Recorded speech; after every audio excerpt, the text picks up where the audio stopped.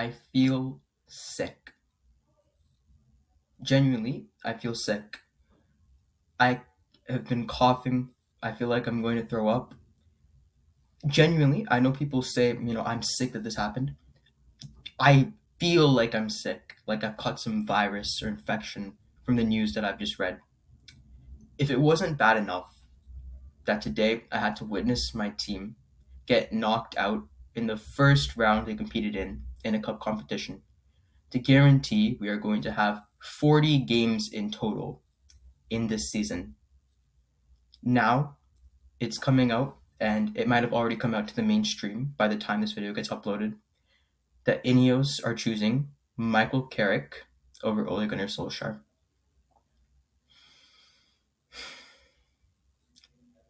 Disgrace. This is the worst possible decision they could have made. And let me just get something right completely out of the way. This isn't an attack saying I hate Michael Carrick. This isn't me going to be toxic and wishing on Carrick's downfall for the rest of the season. After this video, where I explain how horrible this decision is, it's done. Nothing more. From then on, I'm going to be supporting Carrick. I'm going to be wishing the best for the team. And you will not hear me once say, this is why we shouldn't have brought in Carrick. This is why we should have brought in Ole. But throughout the past week of us being linked to Ole Gunnar Solskjaer, I have been reading reports. I have been seeing the media. I have been seeing the fan base dragging Solskjaer's name through the mud, crucifying him because they don't want to have him back as an interim. For what reason? I don't know. And I've been holding up all of the feelings I have about how disgraceful and completely ungrounded the criticisms are. But I think if I don't speak my mind about this now, it's going to affect how I can support this club for the rest of the season, if not for the rest of my time as a fan. So I'm going to talk about this now, get it off my chest, and then after that, Carrick, I hope you succeed at Man United. But this was a disgrace. Ole Gunnar Solskjaer was one of the best managers we had post Sir Alex Ferguson. He finished third, he finished second in his 2 full seasons at the club. You want to know which other managers we had that finished third and second in the league since Sir Alex Ferguson? Back-to-back top 4 finishes. Managers that we've had include Van Gaal, Mourinho, Ten Hag, Amorim, who was supposed to be revolutionary, Moyes, who was Premier League proven. 1, and that was Ole. But I guess he just wasn't good enough, right? I guess he had no tactics. Let's actually talk about that, because the thing which has been annoying me the most in this past few weeks about the criticism towards Ole Gunnar Solskjaer is this idea that he has no tactics and that it's all just vibes FC. It's completely unsustainable. Guys, look at the underlying numbers, right? Don't look at nostalgia. Don't look at my feelings or what I think, even though I think it obviously wasn't just vibes. Let's look at the underlying numbers. In every single season that Solskjaer finished as a manager of Manchester United, to the end of the season, we were in the top 4 for expected points. That's not nostalgia. That's not my emotion. That is a fact. That is a cold, hard piece of data. That includes the 18-19 season, when everyone said his style of play is unsustainable and it's all just him getting lucky. He was top 4 for expected points. In 1920, when we started the season so badly, our attacking midfielder was Andreas Pereira or Jesse Lingard, who I think at some point in that year couldn't score a single Premier League goal. That season was also top 4 based on expected points. 2021, the season when he was supposed to have been carried by individual brilliance throughout the entire year, we also finished top 4 for expected points. 3 years in a row, top 4 for expected points. So don't for 1 second tell me it was vibes, it was unsustainable, there were no tactics, it was just him getting lucky. Because clearly, factually, that's not true. They say he's a counter-attacking manager. He doesn't have free-flowing attacking football. He's come out and said it's not counter-attacking, it's fast attacking. Just because you're not building up with tiki taka and you're having fast vertical possession and attacks doesn't mean that you're counterattacking. Let's look at the underlying numbers again. In 2021, we scored 73 goals in the Premier League, which, by the way, is the most since we've scored since Sir Alex Ferguson retired in the Premier League. How many of those goals do you think a counter-attacking team would score from counterattacks out of 73? Maybe 20, 15, 10? Guys, he scored 6 goals from counterattacks in the 2021 season. 6. That is 8%. We had the third most open play goals in the entire league, excluding things like counterattacks, like penalties, because I know you're going to talk about that, like set pieces. Third most in the entire league. And he's counterattack FC. What else do they say? It's all just individual brilliance.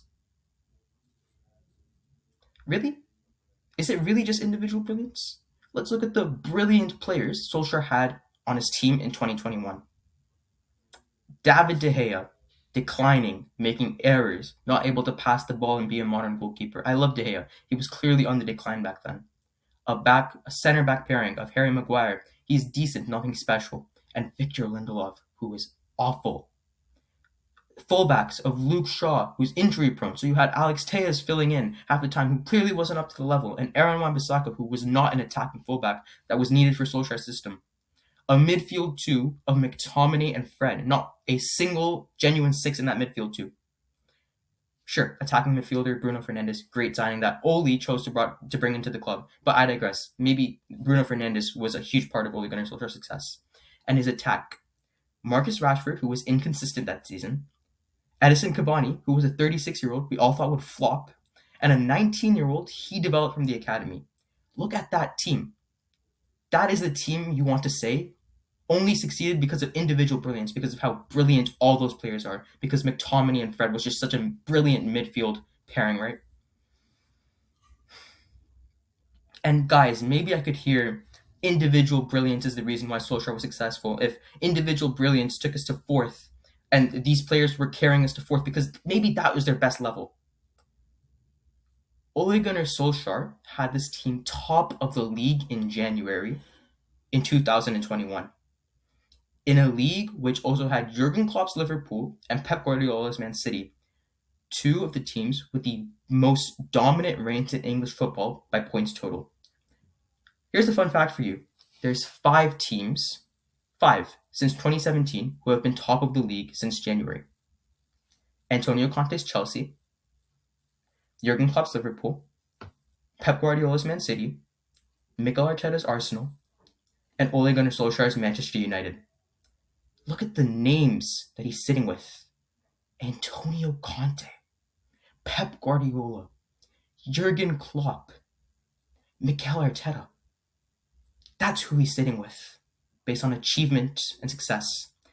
And guys, look at the teams those managers had. Jurgen Klopp, Van Dijk, Mane, Salah, Alisson, Trent, Conte, Hazard, Willian, I think if he was still there, but Conte, Matic, Courtois in his prime. Arteta, Gabriel, Saliba, Rice, Saka. And if I had to list all the talent Pep Guardiola has had throughout the years, I would be here all day. Look at the names Ole Gunnar Solskjaer achieved that with. Maguire and Lindelof, Wan-Bissaka, McFred. Guys, this is arguably one of the greatest performances from a manager in the Premier League. We want to give it to Carrick. That's who we're bringing in. Or some people wanted Fletcher. Guys, look at Michael Carrick's career. He went to Middlesbrough and he got sacked after 2.5 years, not off of an instant reaction, but after a thorough performance review that he underachieved based on the skill level of the squad. Look at what Ole was able to do with his squad. I promise you, if Michael Carrick was head coach and not just a coach working for Ole, that team would not be top of the league in January. I promise you, if you take Darren Fletcher right now and plop him into 2021, that team would not be top of the league in January. But okay, maybe just we don't want those caretaker managers anyways. Guys, if you put Andoni Iraola in 2021 with that team, he would not be top of the league. If you put Roberto De Zerbi with that team in 2021, he would not be top of the league. If you gave that team to Nagelsmann in 2021, he would not be top of the league. If you gave that team to Tuchel, to, Enrique, they would not be top of the league. To Maresca, not top of the league. But okay, maybe some of those managers just, aren't good enough. Maybe we don't like Areola that much. Maybe we don't think Maresca is the right character. Maybe De Zerbi we don't agree with. Fine. Guys, if you gave Jurgen Klopp that team, he would not have them top of the league in January. If you gave Mikel Arteta that team, we saw what happened in 1920 and 2021 when he has that kind of caliber of team where they finish. They would not be top of the league in January. Guys, did you see the way we were speaking about Pep when he wasn't even first in the league? And said if he was able to win the league with this team that he has right now this season, it would be one of the greatest performances of his managerial career. If he had that team top of the league in January, that Ole had top of the league, it would be considered on track to be one of the best performances of his managerial career. That is the manager that you rejected for a failed Middlesbrough coach. What's another thing people say? But Ole didn't come up with the tactics. It was all Michael Carrick and Kieran McKenna.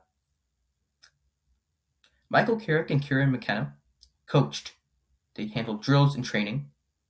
Congratulations. They did their job like every other coach of a manager did. Do you listen to the words you're saying? Ole didn't have a tactical grip on the team because McKenna and Carrick were coaching because their role was coach. Yet, Ole was the head coach, and we got countless times told to us he was the one who was deciding on high-level tactics. He was the one who was making the executive-level decisions for McKenna and Carrick to coach down. So clearly, he had a huge role to play in the tactics. And it shows because at Molde, before he came to United, and at Besiktas, after he left Man United, he was still able to implement, to some degree, his style of play. At Besiktas, you can say he failed. He lost 4 games the entire time he was there in the league. He beat Athletic Bilbao. He won all 3 derbies, and he did that all using a system that depends on wingers, and he had 1 winger in the team. He implemented his system at Besiktas. He broke a 100-year league drought in Molde without Carrick and without McKenna. Because, guys, coaches coach and managers manage tactics. What's so hard to understand? That's how it works for every single manager, especially back then. And who is Michael Carrick? What has he done in his career to make you think that he was some tactical visionary behind us being 3rd and 2nd? If he was the genius that has 3rd and 2nd in the league, shooting above our weight by so much, he would not have underperformed so much with Middlesbrough. If McKenna was such an elite manager and such an elite tactician, then why does he have the team, which was expected to be the strongest in the championship, nowhere near the title? I'm not saying McKenna and Carrick are complete scrubs, but this narrative that they did all the work and Ole was just no tactics is factually, if you just look at the way their careers have progressed, and logically, completely untrue. And let's talk about the individual brilliance that Ole had. Like his attack was just so much more brilliant, and that was what was carrying him. Guys, look at the names in his attack. Marcus Rashford and Anthony Martial never had 20-plus goal seasons before Ole Gunnar Solskjaer managed them. He was the one who gave them their opportunity and coached them and developed them to shine. And since Ole Gunnar Solskjaer has left, what has Anthony Martial done? Marcus Rashford has had 1 good season. I'm not sure if you would count the 25-26 season. Congratulations to him. You won a trophy. I feel happy for him. He's sitting on the bench. I don't consider that as successful as he was under Ole. The 36-year-old striker we signed was expected to be a flop, and he was brilliant under us. But he wasn't some brilliant player. We didn't expect him to be a brilliant player when we signed him. We expected him to flop.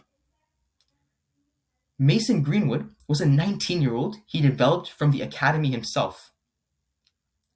He broke through under Ole.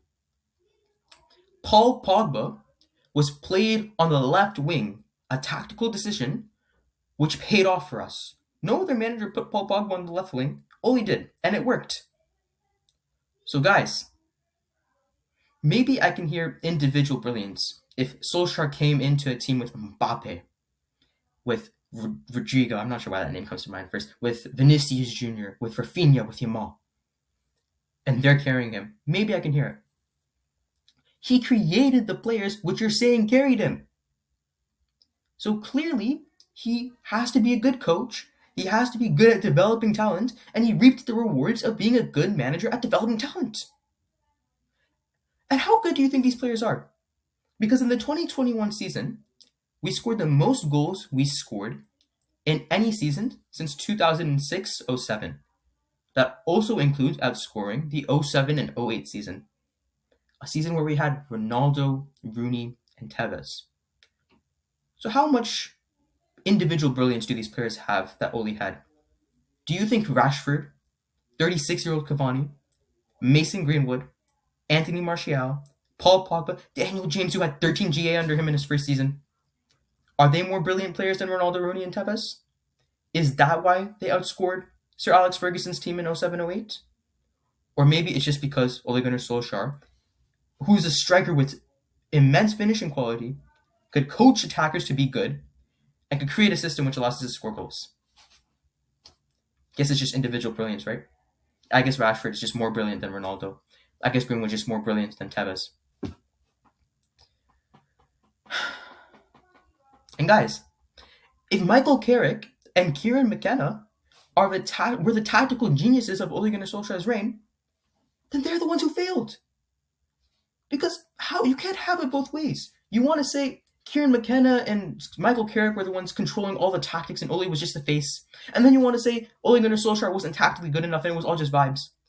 If it wasn't tactically good enough and it was all just vibes, and Michael Carrick and Kieran McKenna were the ones running the tactics, then they're the ones running with vibes.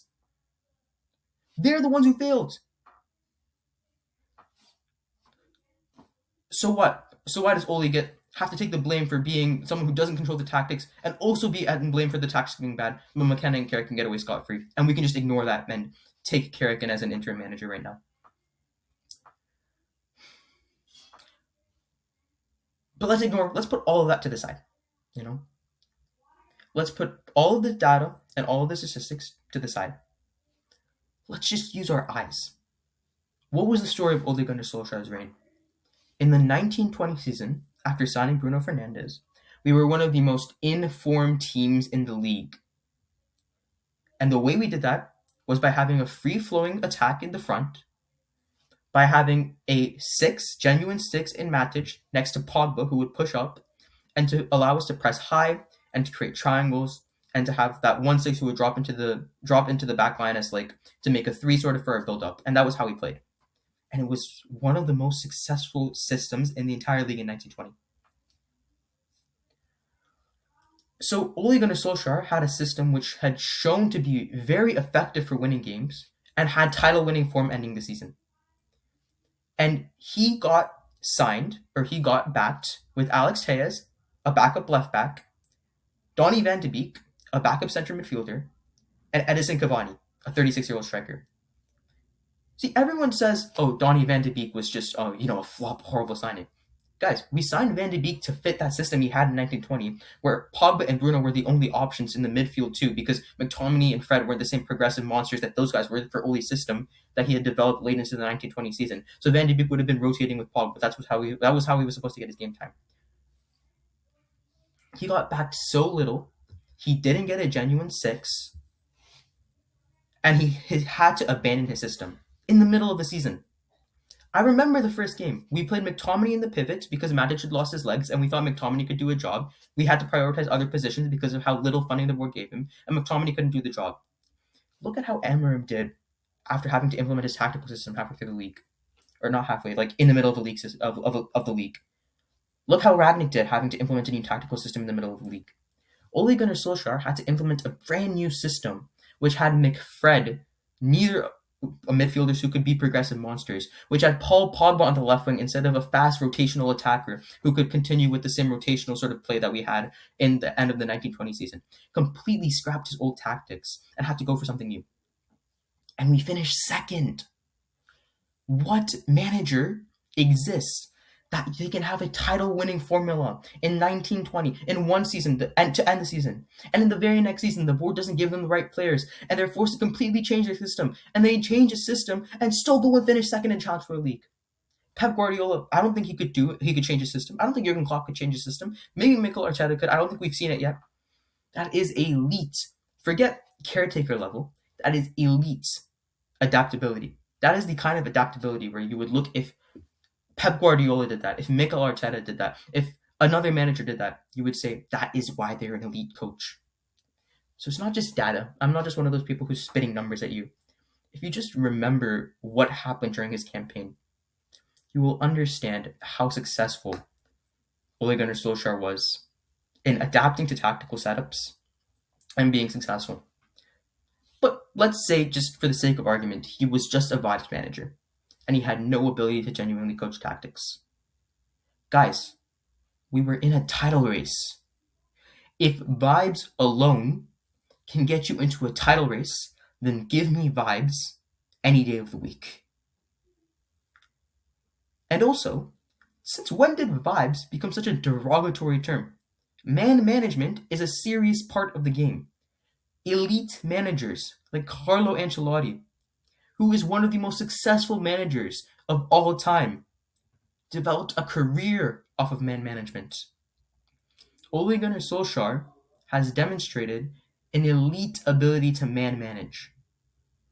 Not just in his first spell as interim, when he got a team which morale was on the floor to play so well, but people forget how many times his team could have their backs against the wall. Do you remember 1920? We were losing so many games, and we had to get good results against Spurs and City, otherwise Ole would get sacked, and everyone thought he was going to go. His players turned up. All the time before, when a manager seemed like they could be thrown under the bus, the players down tools. He made the players turn up when everything seemed hopeless. Multiple times. That is a man manager. And right now, we need good man management. We have players who don't come out fighting in the second half, who switch off. Players who aren't willing to fight or press. I saw the way things were ending under Amorim. You guys can spread this narrative, and I'm not necessarily someone who hated Amorim, but I saw the way the players were not willing to press properly, the way they were running, the way they were not responding to the back three against Wolves, and then magically start playing well against Leeds with the back four. Ole Gunnar Solskjaer doesn't suffer from that. He is an elite man manager. Elite. And that's not just at Man United. It was like that at Besiktas too. Everyone at Besiktas said that he changed the culture. He was able to unite the squad and instill positivity into a fractured dressing room. So maybe his tactics aren't his strongest suit, even though I think logically, based on what actually happened during his tenure and by the data, he clearly had good tactics. You can't just ignore the fact that he's an elite man manager and just brush that to the side and say, well, we don't need vibes right now. You can't just ignore one side of the game. We signed Ten Hag, who was a brilliant tactician, had no ability to deal with the media, and he got crucified. Because you need to be good at all these different individual things. And if you're good at man management and not as good at tactics, that man management skill still gets you over the line. So, if you want to say he's vibes, fine. Vibes got us into a Premier League title race, and to be one of the top 5 teams, one of the only 5 teams to be top of the league in January since 2017. And that happened with Maguire and Lindelof as a back 2, with McFred as a midfield 2, with an academy graduate who was 19 years old as their starting right winger, with David De Gea on a decline, with Wan-Bissaka. If vibes gets that team to top, that must be some really good vibes. So Solskjaer is elite tactically. He's brilliant at man management. And he also has way more experience than Michael Carrick does. Because let's keep in mind, we're not comparing Ole, even though in my heart I believe Ole Gunnar Solskjaer can stand at the same level as elite managers based on everything he's done. And there's no reason why, other than the fact that, but his name is Ole, so he clearly just got the job based off of his connection, so he can't be a good manager. He clearly has demonstrated he's an elite manager. But compare him to Michael Carrick. We're not comparing him to De Zerbi. We're not comparing him to Tuchel. We're not comparing him to Enrique. Carrick failed at Middlesbrough. His only first team experience is underperforming relative to the quality of the squad he had at Middlesbrough after being backed and after having 2.5 years to oversee his project with boring football that the fan base turned against. Solskjaer broke a 100-year league drought in the Norwegian league with Molde, revolutionizing their league tactically. Go Google it if you want. He revolutionized them tactically, not just through man management. He's finished third and second in the league with Manchester United. Then he went to Besiktas, and he got sacked at Besiktas. It's Besiktas. He won all 3 derby games at Besiktas. He's going from 6th to 4th. He was building a project, and he did all that using a system that depended on wingers, and he didn't have any wingers. That failure is relative. That is Solskjaer's failure. Carrick's failure is constant underperformance after backing and getting sacked not because he lost one qualifying game for a European playoff spot, but because of a season of constant underperformance. It just doesn't make any sense. Tactically, man management-wise, experience-wise, Ole Gunnar Solskjaer outclasses Carrick on every single level. But the only reasonable thing, and I say reasonably really loosely, that I've heard from fans to say why they wouldn't want to have Ole Gunnar Solskjaer back in the club is because they don't want to go back in time. They don't want to have to go back to the old days, the way things used to be. They need to move forward and look forward. I can hear that, and I can understand if you feel that way. But we're going to Michael Carrick. Michael Carrick was a coach under Ole Gunnar Solskjaer. He was the one who couldn't find the tactical solution to Cristiano Ronaldo. He was part of the problem. So if you don't want to go back to Ole because you don't want to go back to the past, then why are you so in support of Carrick? It makes no sense. It's completely hypocritical. And also, can we talk for a second about how Ole failed? Because we keep saying, oh, well, I've seen it all before. I've seen how this ends. How have you seen how it ends? We finished third, and we finished second, and we were clearly building a system. Then we signed Ronaldo, and you guys, want to crucify anyone who says Ronaldo was the problem. But in the very next season, the next manager who came in released Ronaldo on a free, and the only team that would touch him was Saudi Arabia. But fine. We brought in Ronaldo. Let's pretend, or let's just say he had the potential to be very good for us in a reasonably working system that could actually see the team succeed. Guys, we gave Ole 6 to 8 games, I think, of poor results before we sacked him. We didn't even give him the time to find the tactical solution to a player we gave him on the last day of a transfer window. How do you know how it would have ended if you gave Ole the rest of the season? Because throughout his time as a manager before that, in the 1920 season when he changed his system after signing Bruno, in 2021 when he changed his system when he realized he didn't have a 6, we have seen he's a very good tactically adaptable manager. So you gave him no time to fix a tactical problem that got forced upon him, and you think that's how it ends. Ole Gunnar Solskjaer would have succeeded if he got backed properly, because let's not forget, the backing Solskjaer got in his first summer window was Maguire, Wan-Bissaka, and Dan James, so 2 genuinely ready first-team players. In the next summer, Edison Cavani, Alex Telles, Donny van de Beek. At the start of that summer, you would say none of those players would actually start for us. And then in his next summer, he got Jadon Sancho, who had been searching for so long, and Rafael Varane, 2 very good signings. Imagine if we just didn't sign Ronaldo. He had shown for the previous 2 seasons that he could succeed with such limited funding and not getting the most ideal quality of player that he wanted. And you guys are saying that his problem was that he couldn't break down low blocks. He signed Sancho to implement a new tactical tweak to his system to break down low blocks. Clearly, there was evidence of progress being made in terms of results, in terms of our ability to reach a final that season, in terms of our rise in our league performances, in terms of stability in finishing top 4 based on expected points in all the seasons he ended. In terms of the future potential, clearly he was showing evidence that he wanted to implement a more of an ability to break down low blocks. But because you gave him a player that didn't fit his system and didn't give him time to change his system properly, you know how it ends. You know how it would end if we didn't force players onto Ole. You know how it would end if we backed Ole Gunnar Solskjaer properly the same way we would back any manager. And lastly, this is my opinion. I think that sometimes in football, you need to take risks.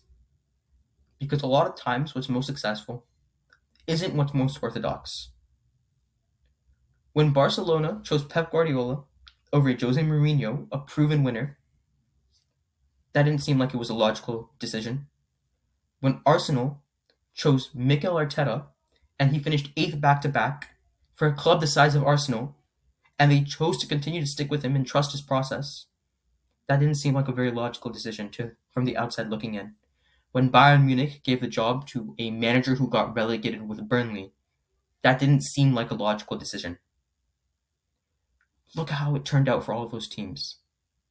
Because success in football isn't about doing the most obvious logical thing. If that was what it takes to be successful, then we wouldn't need a sporting director, and we would have succeeded after bringing in Van Gaal because he was an elite manager, and we would have succeeded after bringing in Jose Mourinho because he was an elite serial winner, and we would have succeeded if we brought in Ten Hag because he had shown evidence that he was a very good tactical genius. Football isn't just about doing what seems easy on the surface. It's about doing what seems smart when you look a little bit deeper. And based on everything I've told you about Ole Gunnar Solskjaer's man management abilities, on his ability to adapt tactically, on his goal scoring record, on his ability to coach players to overperform and to perform to the highest levels that they're able to, with his ability to do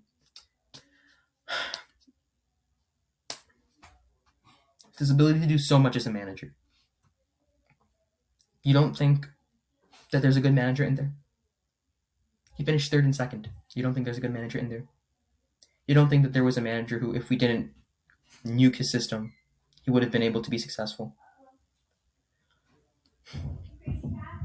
Guys, making good decisions, making decisions that win titles, is about doing something with thought and sometimes taking risks. And based on all this evidence, this is the right risk to take. This is the kind of quality of manager that can come back to a team with unfinished business and achieve success.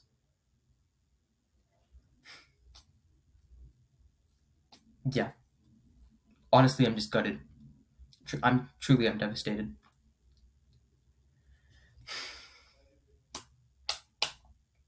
But yeah. That's it. Done. I'm not going to talk about how horrible of a decision this is anymore. And I'm not going to try to trash on Carrick while he tries to run the club and tries to coach. I hope Carrick is successful. I hope we can get back into top 4. Because at the end of the day, I love this club. But this is a horrible decision. And there's one last person we need to talk about. Jason Wilcox. You wanted to sign Ole Gunnar Solskjaer for your leagues. You wanted to bring in Ole Gunnar Solskjaer as your caretaker. You wanted him. There are reports and evidence that you did. And because of fan and media pressure, you decided, in a desperate bid to win over the fans, to not go for Ole and to go for Carrick instead. Congratulations. You've made a tiny dent. Probably not even. I don't think there's anything Jason Wilcox can do to restore his reputation with his fan base. And choosing Carrick over Ole, despite all the media criticism, that's not going to do anything. But what it is going to do is it's going to bring him into disrepute with INEOS. Because let's be clear, you turned down the opportunity to bring in one of the most successful caretaker managers, proven to be able to handle this level, a manager who would have gotten so much buy-in from local match-going fans, a manager who had all of these previous successes at the club, which I've already talked about, to bring in Michael Carrick, who failed at Middlesbrough and has no experience for no reason. If Ole failed, and you have to justify yourself to Sir Jim, you can say, look at his record. Look at the way he was able to perform. What can you say about Carrick? What are you going to say when you let Ole Gunnar Solskjaer, who is an elite caretaker manager, slip through the cracks for Michael Carrick? You better hope this works. Because if it doesn't, and we fail this season, and we finish somewhere in mid-table because Michael Carrick, who has no proven track record of being able to handle this pressure, fails, you've already lost us. But I think that'll finally lose INEOS too. So yeah, good luck to Michael Carrick. Just another horrible decision from INEOS. And I think this one's the decision that's going to have Wilcox done and dusted from the club.